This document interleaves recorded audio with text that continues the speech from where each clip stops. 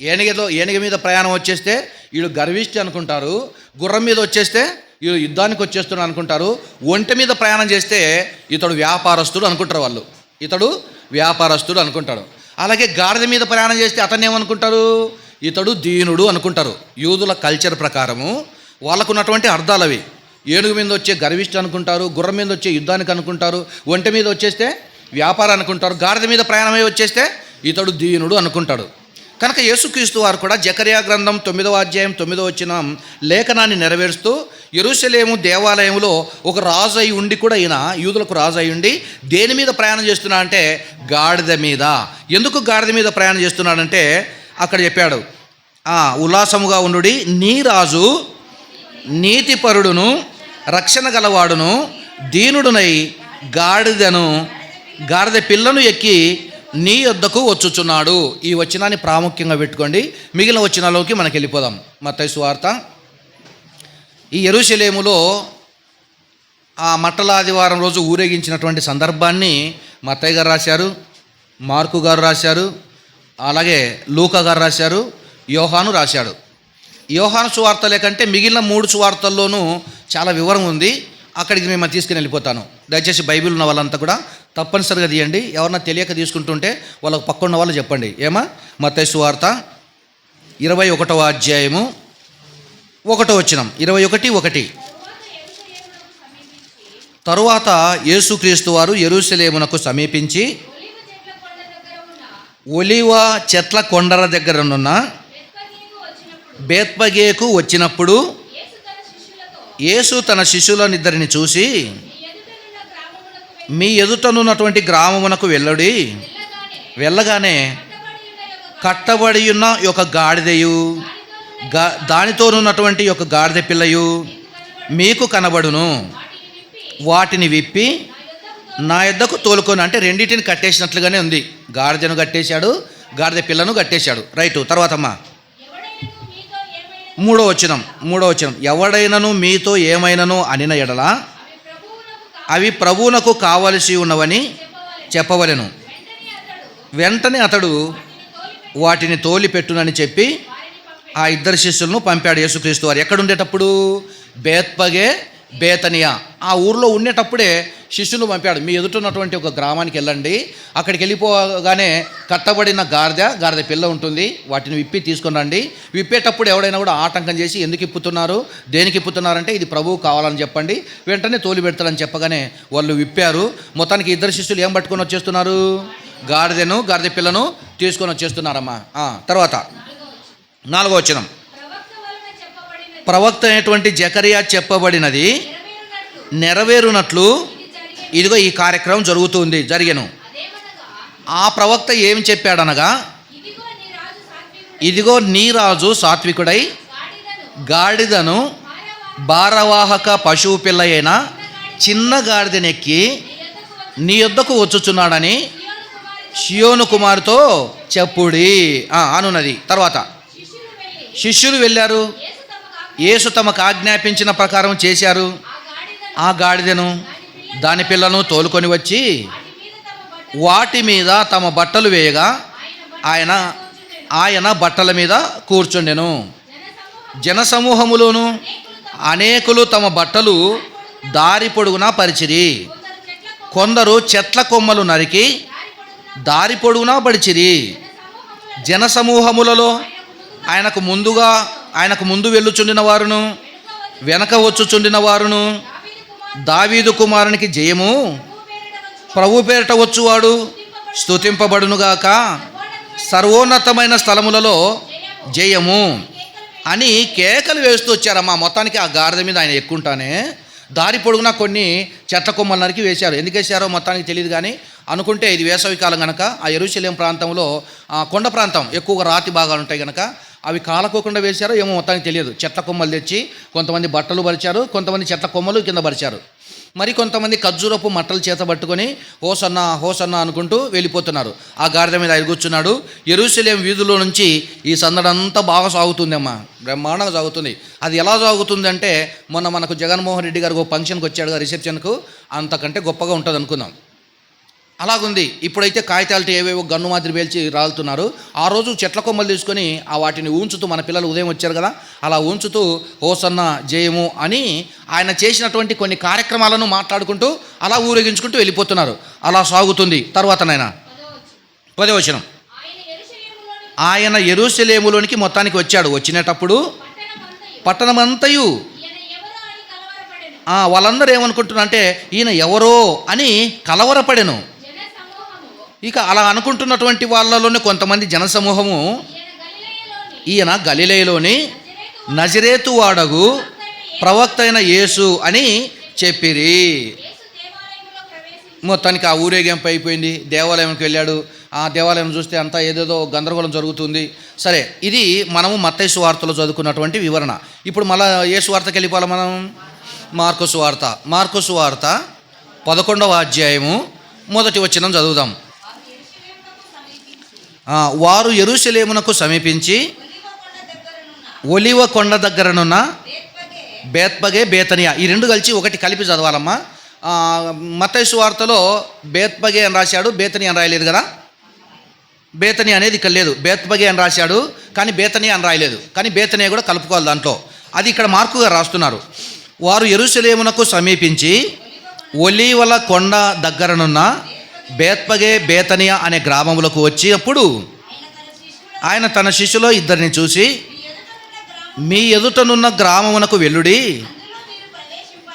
అందులో మీరు ప్రవేశింపగా కట్టబడి ఉన్న ఒక గాడిద పిల్ల కనబడును, దాని మీద ఏ మనుష్యుడును ఎప్పుడునూ కూర్చుండలేదు, దానిని విప్పి తోలుకొని రండి. ఎవడైనను మీరెందుకు ఇలాగూ చేయుచున్నారని మిమ్మల్ని అడిగిన ఎడల అది ప్రభువునకు కావలసి ఉన్నదని చెప్పుడి. తక్షణమే అతడు దానిని ఇక్కడికి తోలి పంపునని చెప్పి వారిని పంపారు. వారు వెళ్ళారు. వీధిలో ఇంటి బయట తలవాకిట కట్టబడి ఉన్న గాడిద పిల్ల ఒకటి వారికి కనబడెను. దానిని విప్పుచుండగా అక్కడ నిలిచిన వారిలో కొందరు, మీరేం చేయుచున్నారు?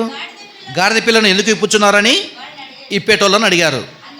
అందుకు శిష్యులు యేసు ఆజ్ఞాపించినట్లు అడిగిన వాళ్ళతో చెప్పగా వారు పోనిచ్చేశారు. వారు ఆ గాడిద పిల్లను యేసునొద్దకు తోలుకొని వచ్చి తమ బట్టలు దానిపై వేయగా ఆయన దాని మీద కూర్చుండెను. అనేకులు తమ బట్టలను దారి పొడుగునను పరచిరి. కొందరు తాము పొలములలో నరికిన కొమ్మలను పరిచిరి.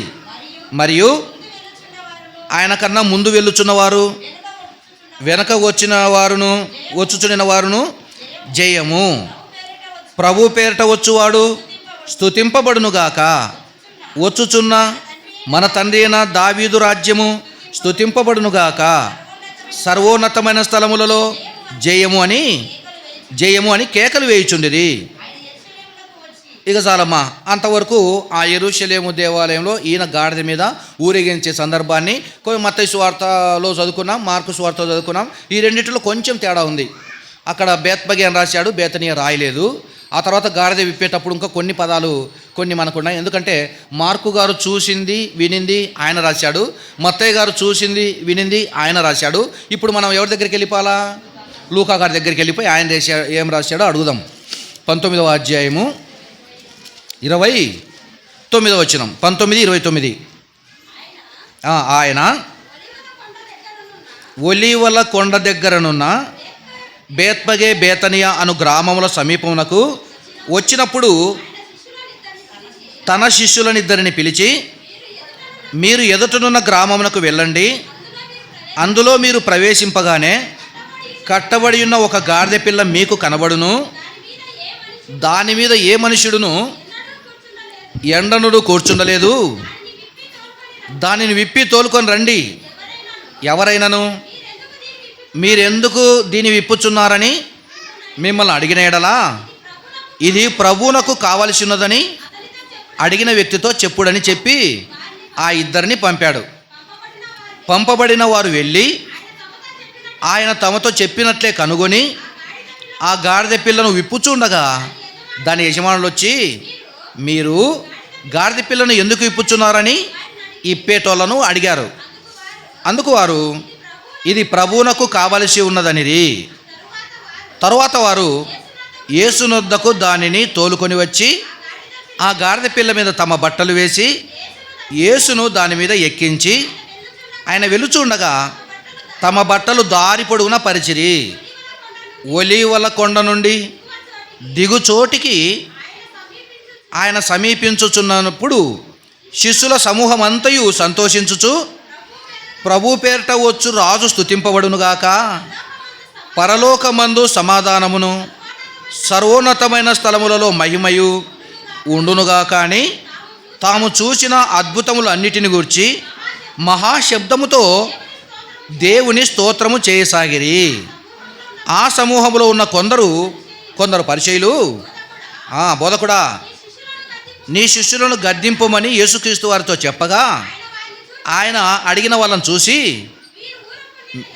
వీరు ఊరుకుండిన ఎడల ఈ రాళ్ళు కేకలు వేయునని మీతో చెప్పుచున్నాను అని చెప్పాడమ్మా. ఇది లూకా గారు రాసిన సువార్త.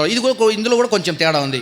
ఇంతకు తేడా ఎందుకని మీరు అనుకునేటోరు. తేడా ఎందుకంటే శిష్యులందరూ కూడా వాళ్ళ పరిధిలో ఉన్నటువంటి వాళ్ళు ఏం మాట్లాడుకుంటున్నారో అది విన్నారు, వాళ్ళ పరిధిలో ఉన్నటువంటి వాళ్ళు ఏం చూస్తున్నారో అది రాశారు. కనుక మత్తయ్య గారు ఒక చోటు ఉండొచ్చు, మార్కు గారు ఒక చోటు ఉండొచ్చు, లూకా గారు ఇంకొక చోటు ఉండొచ్చు, యోహాను గారు ఇంకొక చోటు ఉండొచ్చు. జనసమూహంలోనే ఉన్నారు. వాళ్ళు మాట్లాడేటివి వీళ్ళు మాట్లాడేటివి మొత్తం నలుగురికి తెలిసిపోయాయి. కనుక వాళ్ళకు తెలిసినేటివి వినేటివి వాళ్ళు చూసినటివి కన్న వాటిని ఇదిగో ఒక్కొక్క గ్రంథకర్త ఒక్కొక్కటిగా రాస్తున్నాడు. అంటే యోహాను గారి ఆయన వేలు ఆయన రాస్తున్నాడు, లూకా గారు ఆయన వేలు ఆయన రాస్తున్నారు. ఇప్పుడు మనం యోహాను సువార్తలకు వెళ్ళిపోతే అక్కడేముందో చూద్దాం.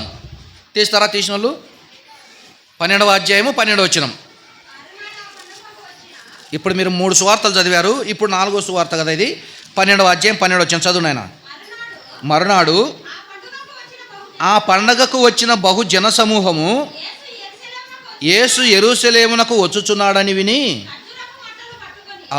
ఖర్జూరపు మట్టలు పట్టుకొని ఆయనను ఎదుర్కొనబోయి, జయము, ప్రభు పేరిట వచ్చుచున్న ఇశ్రాయేలు రాజు స్తుతింపబడునుగాక అని కేకలు వేసిరి.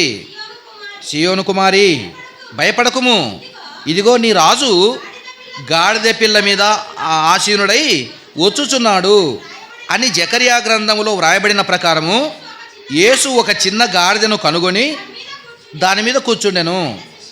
ఆయన శిష్యులు ఈ మాటలు మొదట గ్రహింపలేదు, కానీ యేసు మహిమపరచబడినటప్పుడు అవి ఆ జకరియా గ్రంథంలో వ్రాయబడిన సంగతులు ఆయనను గురించి వ్రాయబడిననియు వారాయనకు వాటిని చేసిరనియు జ్ఞాపకమునకు తెచ్చుకొనిది. ఇప్పుడు 4 సందర్భాలు చదివితే 4 ఒకటే రీతిగా లేదు. కొన్ని కలుస్తున్నాయి, కొన్ని కలవటం లేదు. అంటే కలవకుండా ఎందుకున్నాయంటే ఒక్కొక్కరు ఒక్కొక్క సంగతి రాశారమ్మా, ఒక్కొక్కరు ఒక సంగతి రాశారు. కనుక ఆ సంగతి అన్నీ ఒకటే, అయితే వాళ్ళకు తెలిసినంత వరకు వాళ్ళ సంగతులు రాశాడమ్మా. ఇంతకు యెరూషలేము దేవాలయంలో ఊరేగింపుగా వచ్చాడు. వచ్చిన తర్వాత వీళ్ళందరూ కూడా శిష్యులు ఒక రకంగా పలుకుతున్నారు, జనులంతా ఒక రకంగా పలుకుతున్నారు. అందరూ పలికిన సంగతులన్నిటినీ ఈ 4 సువార్తికులు రాశారు. ఇంతకు యెరూషలేము దేవాలయంలోనికి ఊరేగింపుగా గాడిద మీద రావటానికి ముందు ఎక్కడున్నాడు ఆయన? బేత్పగే రావడానికి వచ్చాడు. ఈ బేతనియా అనేది ఎక్కడుంది? ఈ యెరూషలేం ఎక్కడుంది? ఇప్పుడు కాసేపు మీరు కసరత్తు చేయాలి. మ్యాప్ తీసి చివరి పేజీలో ఉంటుంది కదమ్మా, కుడి సైడ్ ఉంటుంది చూడు. కుడి సైడ్కి వచ్చిన తర్వాత ఇశ్రాయేలీయుల గోత్రము తెలిపే పాలస్తీనా పటం ఉంది. దానికంటే యువతల కొత్త నిబంధన కాలపు పాలస్తీను అనే పటం ఉంది చూడండి. ఉంది కదమ్మా, కొత్త నిబంధన కాలపు పాలస్తీను అని ఉంది చూడండి. ఇందులో నుంచి మనం ఒకసారి యెరూషలేము దేవాలయం ఎక్కడుందంటే యూదయ పైన బెత్లెహేం పైన అది మీరు చెప్తే మీరు చూస్తుంటారని నాకు అర్థమవుతుంది. బేతనియా, యెరూషలేము. ఇప్పుడు ఆయన ఎక్కడి నుంచి బయలుదేరాడు యెరూషలేముకు? బేతనియా నుంచి కదమ్మా. బేత్పగే బేతనియా అనే ప్రాంతంలో నుండి యెరూషలేముకు ప్రయాణం అయిపోయాడు. అది చాలా దూరం లేదు, కొద్దిగానే దూరం ఉంది, కొంచెం దూరమే ఉంటుంది. మీరు స్కేల్ పెట్టి చిన్నగా నుంచి అటు కొలిస్తే ఇంకా ఈ మైళ్ళ పరిమాణం ఉంటుంది. ఒక 4 కిలోమీటర్లు లేదంటే ఒక 5 కిలోమీటర్లు ఉంటుంది అనుకోండి. ఏదానికి బేతనియా యెరూషలేముకు ఒక 3-4 కిలోమీటర్లు ఉంటుంది, తక్కువ దూరంలో ఉంటుంది. అది ఒక 3 కిలోమీటర్లు ఉండొచ్చు అనుకోండి. ఈ స్కేల్ కొలతగా వచ్చేస్తే మనకు అర్థమైపోతుంది. కనుక ఈ బేతనియా నుండి యెరూషలేముకు వెళ్ళిపోవాలా. యెరూషలేములోనికి రాకమునుపు ఎక్కడున్నట్లయినా బేత్పగే బేతనియా. ఈ బేత్పగే బేతనియా రాకమునుపు ఎక్కడున్నాడు ఆయన? ఇది కష్టం కొంచెం. బేత్పగే అనేటువంటి గ్రామాలకు రాకమునుపు ఎక్కడున్నాడు అని మనం ఆలోచిస్తే ఏమా, ఎరికోలో ఉండేవాడు. ఎరికో ప్రాంతంలో, అంటే బేత్పగే అనేటువంటి గ్రామానికి రాకమునుపు ఆయన ఎక్కడి నుంచి వచ్చాడంటే ఎరికో నుండి వచ్చాడు. ఎరికోకు రాకమునుపు ఎక్కడున్నాడంటే యూదయ ప్రాంతంలో ఉన్నాడు. యూదయ ప్రాంతానికి రాకమునుపు ఎక్కడున్నాడంటే కపెర్నహూములో ఉన్నాడు. కపెర్నహూములోనికి రాకమునుపు ఎక్కడున్నాడంటే గలిలయలో ఉన్నాడు. ఈ వివరాలన్నిటినీ ఇప్పుడు మనం బైబిల్ తెరిచి మత్తయి సువార్త చూద్దాం. ఇవన్నీ గుర్తుపెట్టుకోండి. 1 గలిలయలో ఉన్నాడు. గలిలయ నుంచి కపెర్నహూముకి వచ్చాడు. కపెర్నహూము నుంచి యూదయాకు వచ్చాడు. యూదయ నుంచి ఎరికోకి వచ్చాడు. ఎరికో నుండి బేతనియాకు వచ్చాడు. బేతనియా నుంచి యెరూషలేముకి వచ్చాడు. ఇలా ఆయన ప్రయాణాన్ని సాగింది. అంటే ఆదివారము మట్టలాదివారం వచ్చేటప్పటికి యెరూషలేములో ఆయన ఊరేగుతున్నాడు. అంతకుముందు ఎప్పుడున్నాడు అనేది మనం చూస్తున్నాం. కనుక ఎక్కడుండేవాడో ఒకసారి మత్తయి సువార్త ఇవన్నీ దృష్టిలో పెట్టుకొని మీరు ఆలోచించండి. మత్తయి సువార్త 4వ అధ్యాయము, మత్తయి సువార్త 4వ అధ్యాయము 23 నుంచి 25 వచనాల వరకు చదువుకుందాం. తీసుకోండి అందరూ, పేజీ నెంబర్ 5, మత్తయి సువార్త 4వ అధ్యాయము 23, 24, 25 వచనాలు చదువునైనా. యేసు వారి సమాజ మందిరములలో బోధించుచు దేవుని రాజ్యమును గూర్చిన సువార్తను ప్రకటించుచు ప్రజలలోని ప్రతి వ్యాధిని రోగమును స్వస్థపరచుచు గలిలయ యందంతటా, అంటే గలిలయ అనేది ఒక రాష్ట్రం, గలిలయ అనేది ఒక దేశంగా ఉండింది, రాష్ట్రంగా ఉండింది అది. కనుక గలిలయ అనేటువంటిది ఆ ప్రాంతంలో ఆయన ఏం చేశా అంటే గలిలయ అందంతటా సంచరించెను. ఆయన కీర్తి సిరియా దేశం అంతటా వ్యాపించెను. నానా విధములైన రోగముల చేతను వేదనల చేతను పీడింపబడిన వ్యాధిగ్రస్తులందరినీ, దయ్యము పట్టిన వారిని, చాంద్రరోగులను, పక్షవాయువు గల వారిని వారు ఆయన యుద్ధకు తీసుకొని రాగా ఆయన వారిని స్వస్థపరిచెను. గలిలయ, దెకపొలి, యెరూషలేము, యూదయ ప్రదేశముల నుండి, యోర్దానుకు అవతల నుండి బహు జనసమూహములు ఆయనను వెంబడించెను అని చెప్పారు. చూడండి, అంటే ఈ యేసుక్రీస్తు వారు ఏ ప్రదేశాలలో సంచరించాడో, ఏ దేశాలకు వెళ్ళాడో, ఆ రాష్ట్రాలకు వెళ్ళాడో ఆ వివరణ అంతా కూడా కొద్దిగా రాశాడు క్లుప్తంగా ఆయన మత్తయ్య గారు. కొద్దిగా రాశాడమ్మా. ఎన్ని వచనాలు చదువుకున్నాం? అందులో 2 వచనాలే, 23వ వచనము, 24వ వచనము, 25, 3 వచనాలు చదువుకున్నాం. ఈ 3 వచనాలలో ఎంత సమాచారాన్ని పెట్టాడంటే ఆయన గలిలయ ప్రాంతానికి వెళ్ళాడు, అక్కడ అనేక కార్యక్రమాలు చేశాడు. ఆ కార్యక్రమాలన్నీ కూడా ఆ పక్కనే ఉన్నటువంటి సిరియా దేశానికి తెలిసిపోయాయి. ఆ పక్కన ఉన్నటువంటి వాళ్ళకే అదే అంటున్నాడు. యేసు వారి సమాజ మందిరములలో బోధించుచు దేవుని రాజ్యమును గూర్చిన సువార్త ప్రకటించుచు ప్రజలలోని ప్రతి వ్యాధిని రోగమును స్వస్థపరచుచు గలిలయ అందంతటా సంచరించెను అన్నాడు. చూడండి, ఈ గలిలయ అందంతటా సంచరించి ఈ కార్యక్రమాలు చేస్తుంటే పక్కనే ఉన్నటువంటి సిరియా దేశానికి కూడా తెలిసిపోయిందంట. అదే రాశాడు మరి తర్వాత. ఆయన కీర్తి సిరియా దేశం అంతటా వ్యాపించెను. నానా విధములైన రోగముల చేతను వేదనల చేతను పీడింపబడిన వ్యాధిగ్రస్తులందరినీ, దయ్యము పట్టిన వారిని, చాంద్రరోగులను, పక్షవాయువు గల వారిని వారు ఆయన యుద్ధకు తీసుకొని రాగా ఆయన వారిని స్వస్థపరిచెను.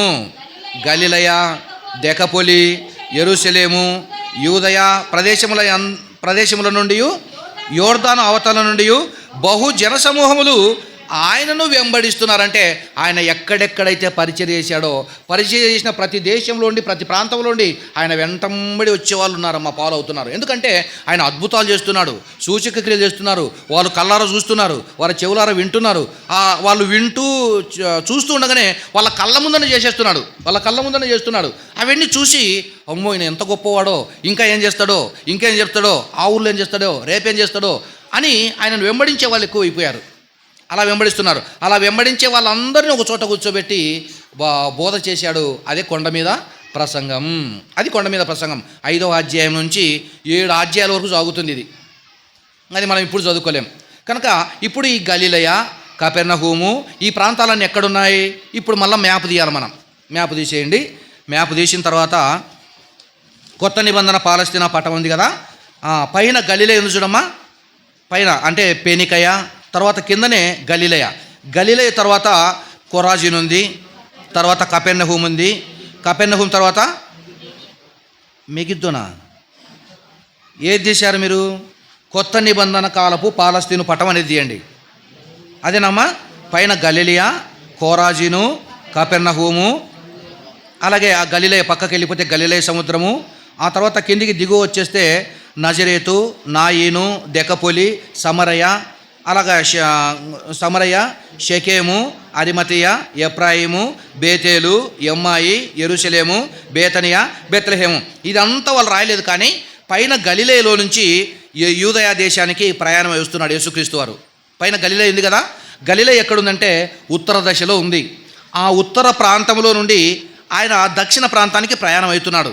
ఆ గలిలయకు వచ్చాడు, గలిలయ నుంచి కపెర్నహూమ్కి వచ్చాడు, కపెర్నహూమ్ నుంచి అలా దిగువ భాగానికి వచ్చేస్తున్నాడు. అలా పరిచయం చేసుకుంటూ దారిలో వచ్చినటువంటి వాటన్నిటిని, రోగులను, అలాగే చాంద్ర రోగులను వాళ్ళంతా స్వస్థపరుచుకుంటా మొత్తానికి ఎక్కడికి వచ్చాడు అని ఆలోచిస్తే ఇప్పుడు మళ్ళీ మత్తయి సువార్త 21వ అధ్యాయము అక్కడికి వెళ్ళిపోవాలమ్మా. ఎన్ని తిప్పాలో చూడండి పేజీలు, కొంచెం కష్టంగా ఉంటుంది, తలనొప్పిగా ఉంటుంది మీకు.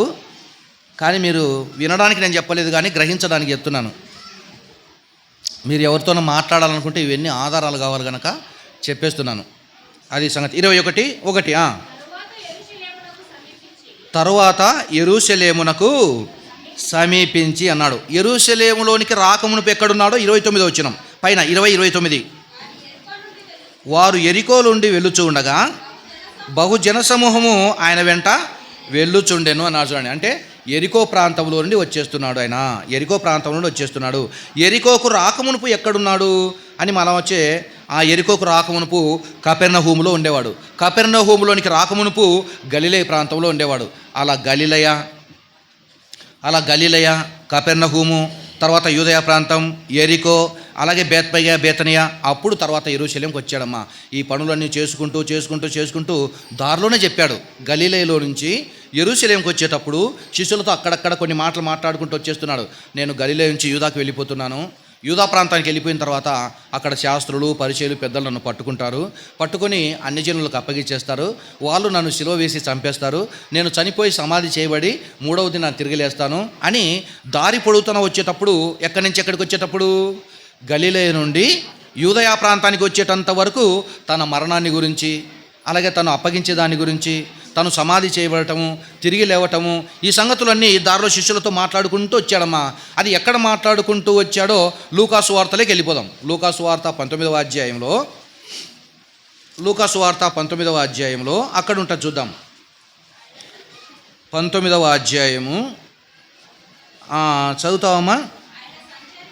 దానికన్నా ముందు 35 కూడా చదువమ్మా. 35. ఆయన యెరికో పట్టణమునకు సమీపించినప్పుడు ఒక గుడ్డివాడు తోపక్కను కూర్చుండి భిక్షము అడుగుకొనుచుండెను. ఆగమ్మ అక్కడ. అంటే 35వ వచనంలోకి వచ్చేసరికి ఆయన యెరికో పట్టణంలోనికి వచ్చాడా, దగ్గరగా ఉన్నాడా? అంటే యెరికో పట్టణానికి సమీపించాడు, దగ్గరికి వచ్చేసింది. తర్వాత 19వ అధ్యాయంలోకి వచ్చేసరికి యెరికో పట్టణములో ప్రవేశించాడు. ఈ యెరికో పట్టణంలో నుండి మళ్ళీ ఎక్కడికి వచ్చాడు అని అంటే బేతనియా, బేత్పగే గ్రామానికి వచ్చాడు. ఆ బేతనియా, బేత్పగే గ్రామానికి వచ్చినప్పుడు శిష్యులతో చెప్పాడు, అదిగో మీ ఎదుటిన్న గ్రామానికి వెళ్ళండి, అక్కడ కట్టబడిన గాడిద పిల్ల ఉంటుంది, అవి విప్పి తోలుకొని రండి అని చెప్పినప్పుడు అవి తీసుకొచ్చారు. వాటి మీద బట్టలు పరిచి దాని మీద కూర్చోగానే ఆయన వెళ్ళిపోతున్నాడు. అలా వెళ్ళిపోయి యెరూషలేం దేవాలయంలోకి వెళ్ళిపోయిన తర్వాత అక్కడ ఆ సందడంతా ముగించిన తర్వాత యేసుక్రీస్తు వారు ఏమని మాట్లాడుతున్నాడో ఇప్పుడు మళ్ళీ మత్తయి సువార్త 21వ అధ్యాయము, మత్తయి సువార్త 21వ అధ్యాయము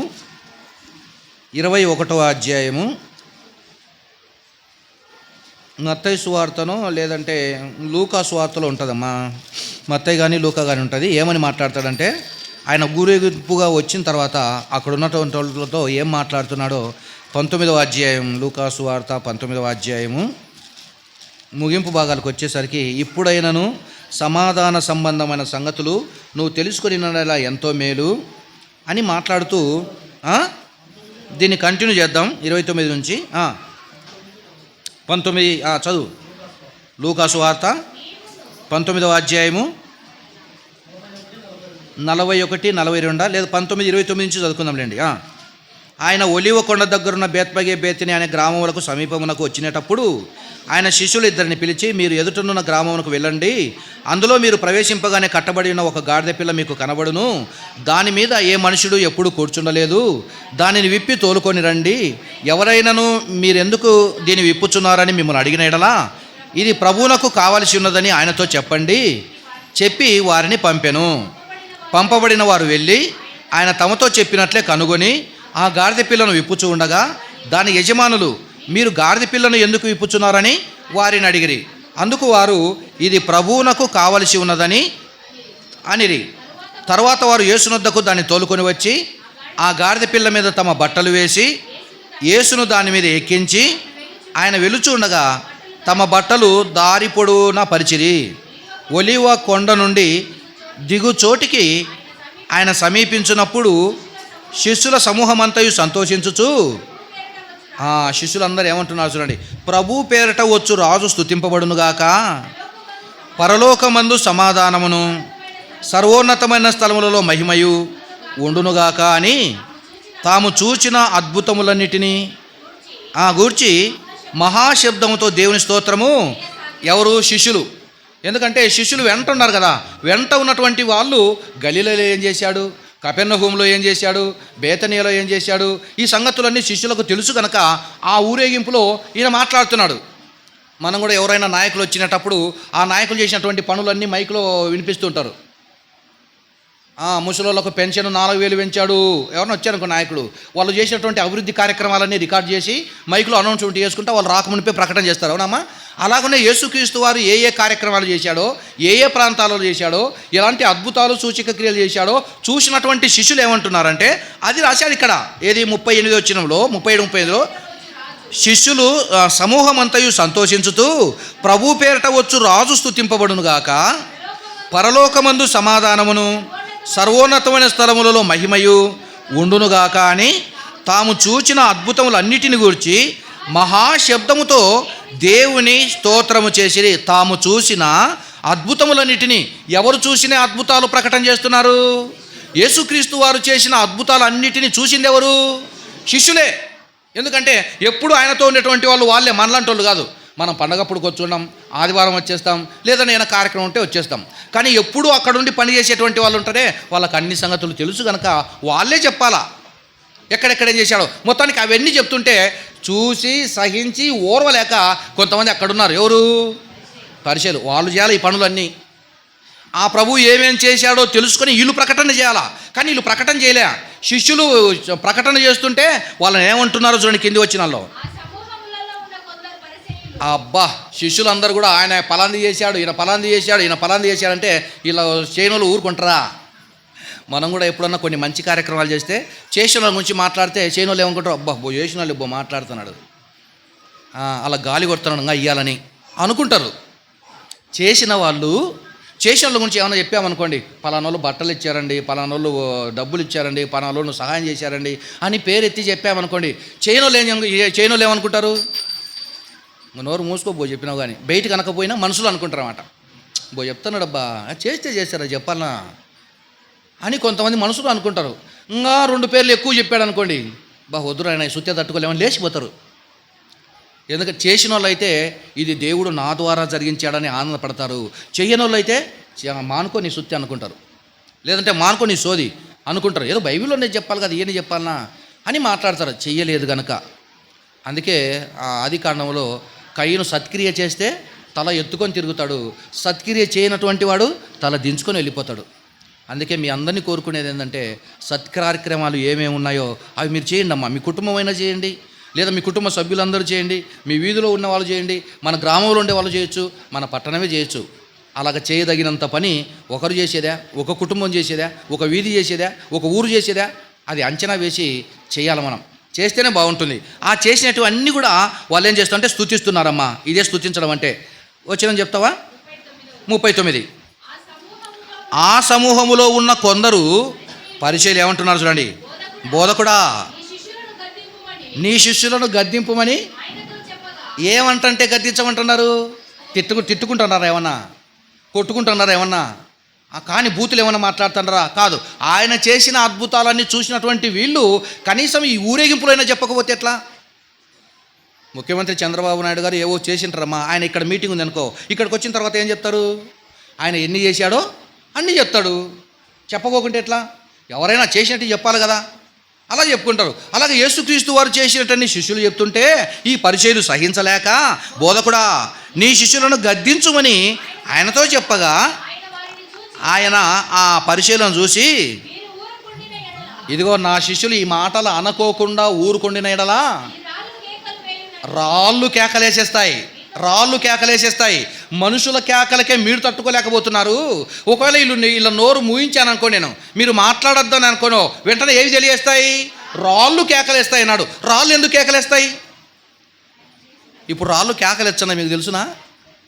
ఇప్పుడు కేకలేస్తున్నాయి మరి రాళ్ళు ఎక్కడ కేకలేస్తున్నాయి? ఇది చిత్రమైన మాట అనుకుంటున్నారా? ఇప్పుడు రాళ్ళే కేకలేసేస్తున్నాయి. మనం ఆపాం. మనము ఆయన స్తుతించటం లేదు. మనం మహాస్తుతిస్తే ఏమంటున్నాం? రాంగుగా స్తుతిస్తున్నాం. మనం వీధిలో పాట పాడేటప్పుడు ఇంకా ఏ పాట పాడినారు తమ్ముడు మీరు? దావీదు. ఇంతకు దావీదు తనయుడా దేవుని తనయుడా యేసుక్రీస్తు వారు? దేవుని కొడుక దావీదు కొడుక? మరి దావీదు కుమారుడు అన్నారే మీరు. ఆ రోజు వాళ్ళు అనాల. ఎవరు? ఆ తరంలో యేసుక్రీస్తు వారి కాలంలో ఉన్నటువంటి ఇశ్రాయేలీలు, యెరూషలేములో ఉండేవాళ్ళు, ఆ సియోను పట్టణంలో వాళ్ళనాల మాట, మనం అనేది కాదు ఇది. వాళ్ళనాల మాట. ఎందుకు? మీ దావీదు వంశంలో నుండి మీ కొరకు రక్షకుని పుట్టిస్తానన్నాడు కనుక ఆ దావీదు వంశంలో పుట్టినటువంటి ఆయనే మీకు రాజుగా వచ్చేస్తాడు. ఆయనను అనండి మీరు దావీదు కుమారుడు అని. మనం దావీదు కుమారుడు అంటే ఎలా? అది ఆ ప్రవచనం ఆయనతోనే సరిపోతుంది. ఇప్పుడు మనం ఏమనాలా? దేవుని కుమారుడు అనాలా. మనము దేవుని కుమారుడా జయము అనాలా. ఈరోజు దావీదు కుమారుడా అంటే తప్పేంది అని మీ మనసులో ఉండొచ్చు. దావీదు గొప్పోడా యేసుక్రీస్తు వారు గొప్పాడా? దావీదు గొప్పోడా యేసుక్రీస్తు వారు గొప్పోడా? ఇప్పుడు యేసుక్రీస్తు వారు దావీదుకు కొడుకు అయినాడు అనుకో, అప్పుడు దావీదు గొప్పోడు అవుతాడు కదా. నేను గొప్పోనే, మా నాయన గొప్పోనే? మీరు చెప్పండి. నా మీదనే పెట్టుకుంటా. మా నాయన గొప్పోడు నన్ను కన్నాడు గనక, అంతే కదా. ఇప్పుడు మా నాయన గొప్పోడు గనక మా నాయన గొప్పోడు అనాలా, ఆయన పుట్టిన కుమారుని గనక. యేసుక్రీస్తు వారు కూడా శరీరమును బట్టి దావీదు గారి కుటుంబంలో పుట్టాడే తప్ప ఆత్మను బట్టి దేవుని కుమారుడు ఆయన. పౌలు గారు లేఖనాల్లో రాశాడు. కనుక ఈ పాట ఎందుకు రాశారంటే అది జ్ఞాపకం చేయడానికి రాశారు ఆయన. ఆ రాసిన దాన్ని మనం ఫాలో అవుతున్నాం. వాస్తవానికి శాస్త్రులు పరిచయాలు ఒకసారి ఉండేటప్పుడు యేసుక్రీస్తు వారే అడిగారు, ఇంతకు క్రీస్తుని గురించి మీకు ఏమి తోచుచున్నది అడిగినప్పుడు వాళ్ళు ఏమన్నారంటే ఆయన దావీదు కుమారుడు అని చెప్పారు శాస్త్రులు పరిచయాలు. అవునా, దావీదు కుమారుడు అయితే 110వ కీర్తనలో ఒక మాట ఉంది కదా, ప్రభు నా ప్రభుతో సెలవిచ్చిన వాక్కని. కనుక యేసుక్రీస్తు వారు దావీదు గారి కంటే గొప్పోడు. కనుక ఈ గొప్పోడైనటువంటి యేసుక్రీస్తు వారిని దావీదుకి ఏమవుతాడని పాట పాడాం మనం. దావీదు తనయ. ఈ మాట అంటే తెలియనటువంటి వాళ్ళు అలా మాట్లాడొచ్చునా? ఎన్నాళ్ళ ఉంచో పాట పాడుతున్నారు, దావీదు కుమారుడు అనాలి కదా. మరి దావీదు కుమారుడు అంటే ఈయనకెందుకు ఇంత బాధ అంటున్నా? నాకు బాధ కాదు. యేసుక్రీస్తు వారు దావీదు గారి కంటే తక్కువ వాడవుతాడు, చిన్నోడవుతాడు. ఎందుకంటే దావీదు కుమారుడు అన్నావు కదా. ఆ దావీదు ఏమన్నాడు? ఆయన నాకు ప్రభువు అన్నాడు. ఉంది, తీసావా? కీర్తన గ్రంథము 110:1 అనుకుంటాను. అదేనమ్మా చూడి. ఎవరు రాసిన కీర్తనమ్మది? రాజైన దావీదు గారే. యేసుక్రీస్తు వారు పుట్టక మునిపే ఆయన దేవుని కుమారుడని గుర్తించి ఆయన రాశాడమ్మా. ఈ పొద్దుటికి మనకు అర్థం కాలే. ఈ పొద్దుటికి ఈ 2026 సంవత్సరము మార్చి నెల కదా ఇది. ఈ మార్చి నెల ఇప్పటికీ మనకు అర్థం కాలే. అర్థం కాకుండా ముందు బాణ్యంలో పాటలు అలాగుంటాయి. ఓయమ్మ, అవి తీసేయడం చాలా మామూలు మాటలు కాదు. ఈ మామూలు మాటలు కాదు. అవి తీసేస్తే ఒక తంట, తీసేయకుంటే ఒక తంట. 110:1 కదా, రైట్. దావీదు కీర్తన ఆయన దావీదు గారు రాస్తూ ప్రభువు అని కొంచెం డార్క్గా అందించడం అక్షరం ముందు ఉన్నటువంటి ప్రభువు నా ప్రభువుతో అన్నాడు. ఈడ 2 ప్రభువులు అని ఇచ్చాడు.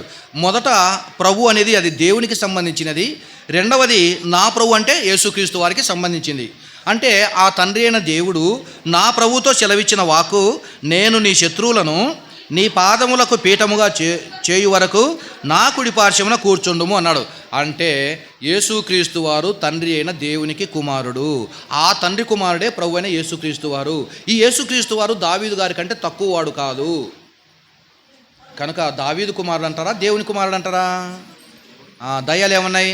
దేవుని కుమారుడా అన్నయ్య, దావీదు కుమారుడా అన్నయ్య? దేవుని కుమారుడా అన్నాయి. కనుక మనం ఈ పాట ఆపలేం. కానీ అర్థం చేసుకోండి, ఈ పాటను మనం ఆపలేం. కొన్నాళ్ళ తర్వాత దేవుడే వాళ్ళ హృదయాలు మార్చిన తర్వాత వాక్యం అర్థమైపోతే అప్పుడు మారుతారులేండి అని చెప్పాడమ్మా. ఇది తర్వాత మనం ఎక్కడ మత్తయి సువార్త 21వ అధ్యాయము ఎక్కడి వరకు వచ్చామమ్మా? ఇన్ని చెప్పినావు ఎక్కడికని చెప్తామంట. లూకాసు వార్త 41 వచ్చిన 19:41 కదమ్మా. చదువునాయన ఇప్పుడు. మొత్తానికి యేసుక్రీస్తు వారు పట్టణానికి సమీపించినప్పుడు ఇక్కడ ఒక మాట మర్చిపోయాం 40 వచనంలో. ఆయన వారిని చూసి వీరు ఊరుకొండిన ఎడల ఈ రాళ్ళు కేకలు వేయనని మీతో చెప్పుచున్నాను అన్నాడు. రాళ్ళు కేకలు వేయటం అంటే మనం వాడుకునేటువంటి చిప్పు ఉందే, సెల్లులో వేసుకునే చిప్పు, మెమొరీ కార్డు, అది రాయితోనే తయారైంది. ఇప్పుడు పొద్దున్నే పాట పెడతారే, ఎవరన్నా పాడుతుండరా మైకులోంచి వినపడుతుందా? అది ఏ పదార్థంతో చేసినది? సిలికాన్ అనేటువంటి పదార్థం. ఆ సిలికాన్ పదార్థం ఎక్కడొచ్చేస్తుంది? ఇసుకలో నుంచి వచ్చేస్తుంది. అలా ఆ రాళ్ళ నుండి సిలికాన్ అనేటువంటి పదార్థం చేత మెమొరీ చిప్పు తయారు చేశారు. ఆ మెమొరీ చిప్పు ఈరోజు నువ్వు పాడినా పాడకపోయినా ఆ సెల్లులో పెట్టేస్తే పాడుతుంది. ఇప్పుడు ఎవరు కేకలేస్తున్నట్టు? అది రాళ్ళు కేకలేయటం అంటే. దీన్ని ఎవరు ఆపుతారు చెప్పండి? ఈడు ఆపుతావు, ఇంకోసారి ఆపుతావు. టీవీలో రాదా? సెల్లులో రాదా? కనుక ఆ యేసుక్రీస్తు వారు ఏమన్నా అంటే, ఇదిగో నా శిష్యులు నేను చేసిన గొప్ప కార్యక్రమాల గురించి స్తుతిస్తున్నారు, ఆ స్తుతిచ్చేది మీరు సహించలేక పరిచయలారా వాళ్ళ నోర్లు మూయమంటున్నావు. వీళ్ళ నోర్లు మూస్తే ఏవి కేకలేస్తాయి అన్నాడు? రాళ్ళు కేకలేస్తాయి. అప్పుడు మీరు తట్టుకుంటారా అన్నాడమ్మా. తర్వాత కింది వచ్చినకి వచ్చేసరికి ఆయన యెరూషలేము పట్టణానికి సమీపించినప్పుడు ఆ యెరూషలేము పట్టణాన్ని, ఆ దేవాలయాన్ని చూసి దాని విషయమై ఏడ్చాడంటమ్మా యేసుక్రీస్తు వారు. దాన్ని సమీపించాడంట, ఏడ్చాడంట. ఎందుకు ఏడ్చాడో చెప్తాం. నీవును ఈ నీ దినమందైనను సమాధాన సంబంధమైన సంగతులను తెలుసుకొనిన ఎడల నీకెంతో మేలు. సమాధానపరచటానికి నేను వచ్చాను. ఆ తండ్రి అయిన దేవునికి, ఆయనకు విరోధంగా ఉన్నటువంటి మీకును మధ్యన నేను బలి అయిపోయి తండ్రి కుమారులను మేము సమాధానపరచడానికి నేను వచ్చాను. కానీ నేను సమాధానపరచడానికి వచ్చానని మీకు తెలియడం లేదు, ఇంకా మీకు అర్థం కావటం లేదు. ఇక నా కాలం అయిపోతుంది, నా తర్వాత మిమ్మల్ని సమాధానపరిచేవారు ఉండొచ్చు, లేకపోవచ్చు. కనుక ఆ దేవుని చేతిలో నుండి తప్పించడానికి మిమ్మల్ని ఇద్దరిని సమాధానపరచడానికి నేను వచ్చాను. ఒక్కో చోట తండ్రి కొడుకులకు సరిపోదమ్మా, తండ్రి కొడుకులు మాట్లాడుకోరు. తండ్రి కొడుకులు మాట్లాడుకునేటప్పుడు ఎవరో ఒకరు వచ్చి మాట్లాడించాలని ప్రయత్నం చేస్తారు. అప్పుడు కూడా ఆ కొడుకు తండ్రితో కలుసుకోలేదనుకో, అప్పుడు ఏమైపోతాడు? మరీ కఠినమైపోయి తండ్రి వాడిని వదిలిపెట్టేస్తాడు. ఏమన్నా కానీ వద్దుపో, ఎవరు చెప్పాల్సిన అవసరం లేదు, వాడు రాకపోతే పోయినాడు పో అని అనుకోని లాస్ట్కి ఒక మాట అంటే వాడు సచ్చినాడు అనుకుంటా పో అంటాడు. ఇప్పుడు యేసుక్రీస్తు వారు కూడా ఏమంటున్నారంటే, అలా ఊరేగుతూ వచ్చి యెరూషలేము దేవాలయాన్ని చూశాడు. ఆ ప్రాంతాల్లో ఉన్నటువంటి వారందరినీ జ్ఞాపకం చేసుకొని వాళ్ళతో మాట్లాడుతున్న మాటనైనా అది, నీవు ఈ దినమందైనను సమాధాన సంబంధమైన సంగతులను తెలుసుకొని నేడల నీకెంతో మేలుంది, కానీ ఇప్పుడు అవి నీ కన్నులకు మరుగు చేయబడి ఉన్నాయి. అవి నీకు ఇప్పుడు నీ కళ్ళకు మరుగు చేయబడి ఉన్నాయి. అంటే మీ కళ్ళు ఏమైపోయాయంటే మూసుకుపోయాయని అర్థం. ఇప్పుడు నేను సమాధానపరచడానికి మీ దగ్గరికి వచ్చాను, మీరు సమాధానపడటం లేదు. దేవునికి విరోధమైన పనులన్నీ మీరు చేస్తుంటే అలా చేయొద్దు, ఇలా చేయండి అని చెప్పటానికి నేను వచ్చాను. కానీ మీరేమంటున్నారు? మేము చేసిందే, నీ మాట ప్రకారం మేము చేయము అని మీరంటున్నారు. నేను దేవునితో సమాధానపరచడానికి నేను వచ్చాను, కానీ దేవునితో సమాధానపరచడానికి ఏ పనులు చేయాలో మీతో చెప్పాను, కానీ మీరు వినలేదు కనుక ఏమవుతుంది? కానీ ఇప్పుడు అవి మీ కన్నులకు మరుగు చేయబడి ఉన్నవి. ప్రభువు నిన్ను దర్శించిన కాలము నీవు ఎరుగకుంటివి అన్నాడు. అంటే ప్రభువే నిన్ను దర్శించి నిన్ను సమాధానపరచాలనుకున్నాడు, కానీ నీకు తెలియటం లేదు. నువ్వు తిరస్కరిస్తున్నావు, తిరగబడుతున్నావు, చెప్పిన వాళ్ళనే చంపాలనుకుంటున్నావు అని ఎరగకుంటివి గనుక నీ శత్రువులు నీ చుట్టూ గట్టు కట్టి ముట్టడి వేసి అన్ని ప్రక్కలను నిన్ను అరికట్టి నీలోనున్నటువంటి పిల్లలతో కూడా నిన్ను నేల కలిపి నీలో రాతి మీద రాయి నిలవనీయడని దినములు వచ్చునని చెప్పాను అని చెప్పాడమ్మా. మొత్తాన్ని చెప్పేశాడు.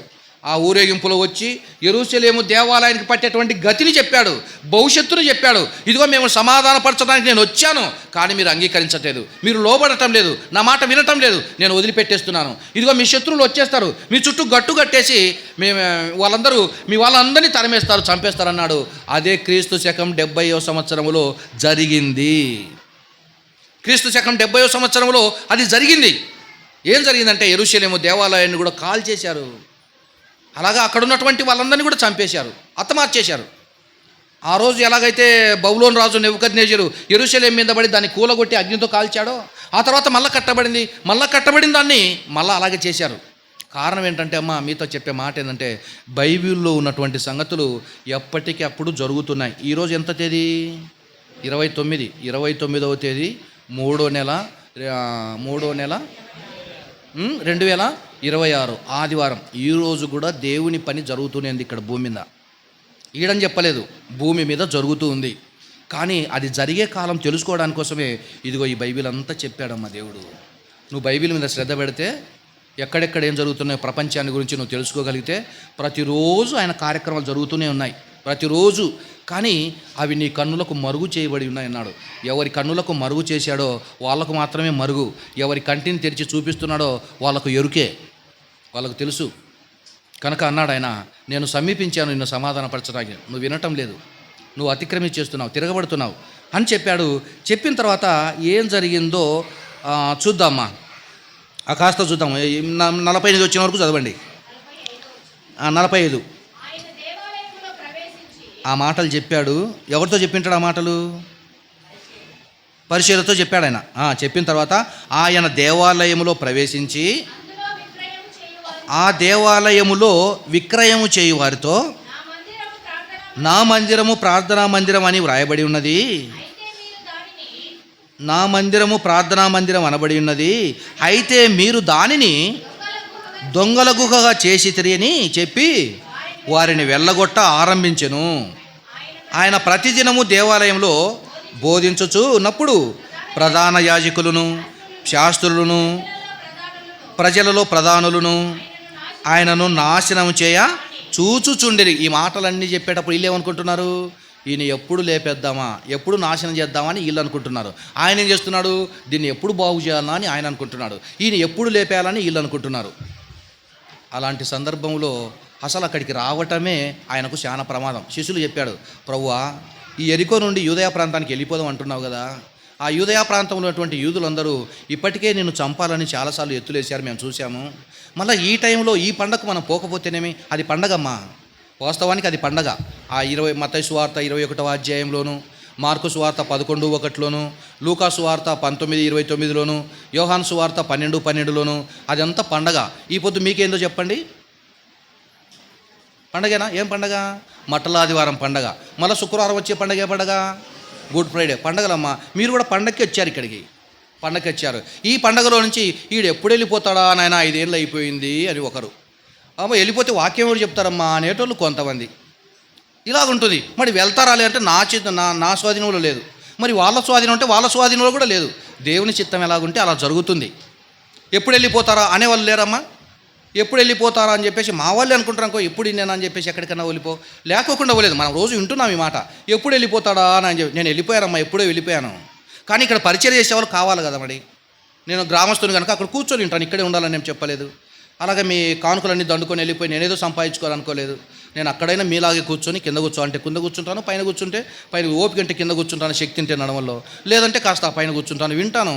స్వగ్రామం కదా, మీరందరూ రావాలని కోరుకుంటాడు ఏ సేవకుడైనా, వచ్చే వాళ్ళని పోగొట్టుకుంటాడు ఎవడైనా. కాబట్టి నేనున్నంత వరకు రండి అనే చెప్పేస్తాను.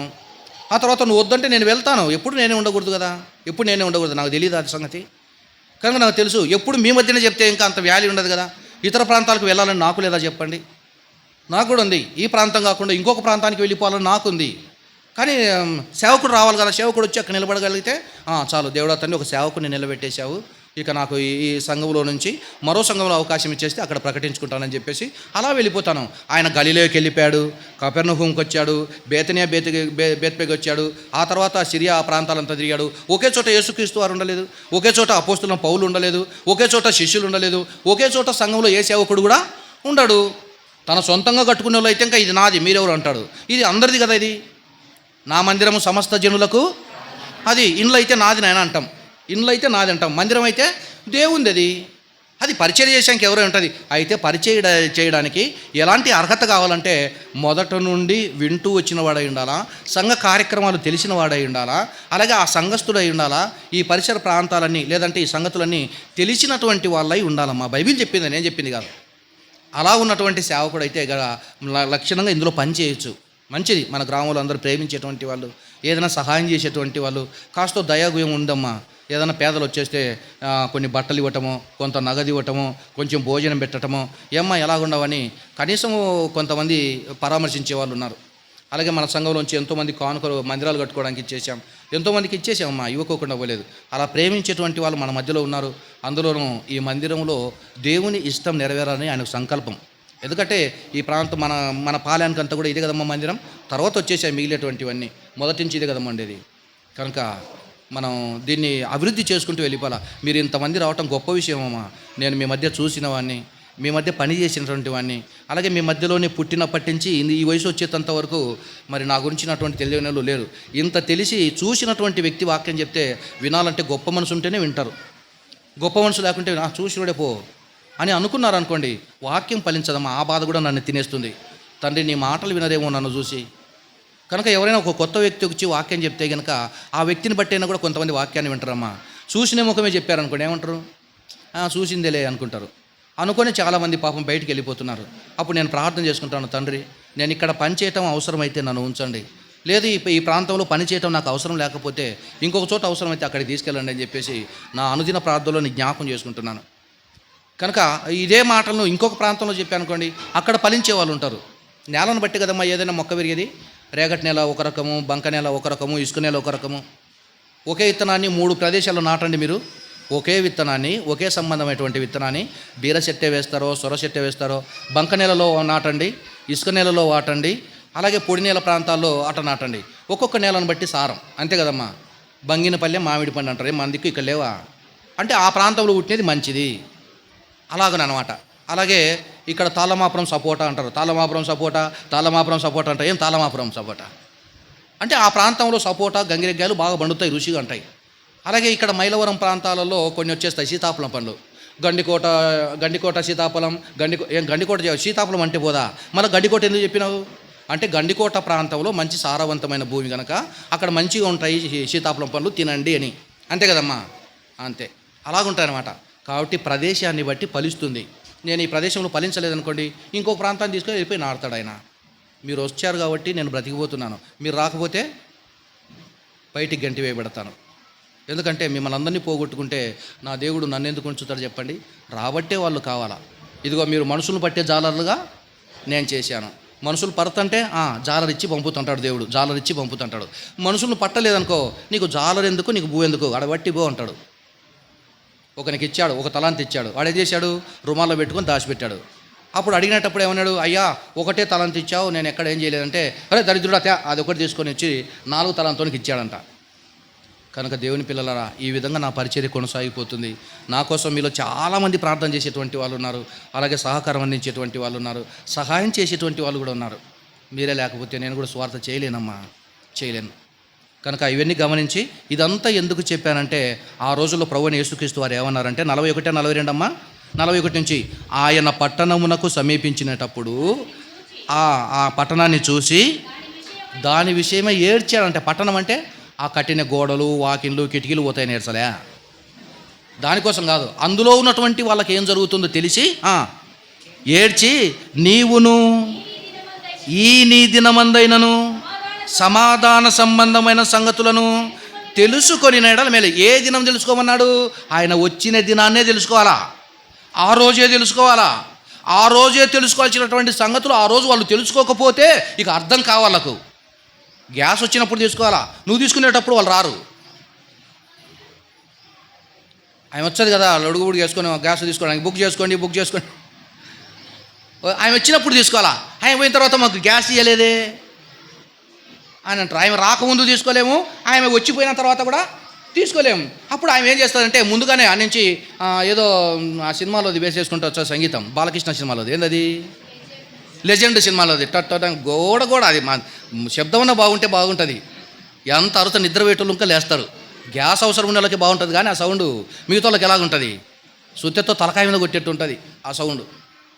ఇప్పుడు యేసుక్రీస్తు వారు ఏమంటున్నా అంటే, నీ దగ్గరికి నేను వచ్చాను, మామూలుగా కాదు, లేఖనాల ప్రకారము రాజుగా నేను వచ్చేసాను. రాజుగా వచ్చిన తర్వాత ఏమైపోతారంటే ఆ రాజును స్వీకరించాలా, కానీ వాళ్ళు రాజును స్వీకరించలేదు. మమ్మల్ని వద్దుపో, ఏలొద్దుపో అంటారు వాళ్ళు. కింది వచ్చిన వాళ్ళు ముగించుకుందాం. నీవును ఈ దినమందైనను అన్నాడా, రాబోయే దినం అన్నాడా? నీవును ఈ దినమందైనను సమాధాన సంబంధమైన సంగతులను తెలుసుకొనిన ఎడల నీకెంతో మేలు. ఈ దినం నువ్వు తెలుసుకుంటే నీకెంతో మేలు. ఒకవేళ ఈ దినం నువ్వు తెలుసుకోకపోతే ఏం జరుగుతుంది? కానీ ఇప్పుడు అవి నీ కన్నులకు మరుగు చేయబడి ఉన్నవి.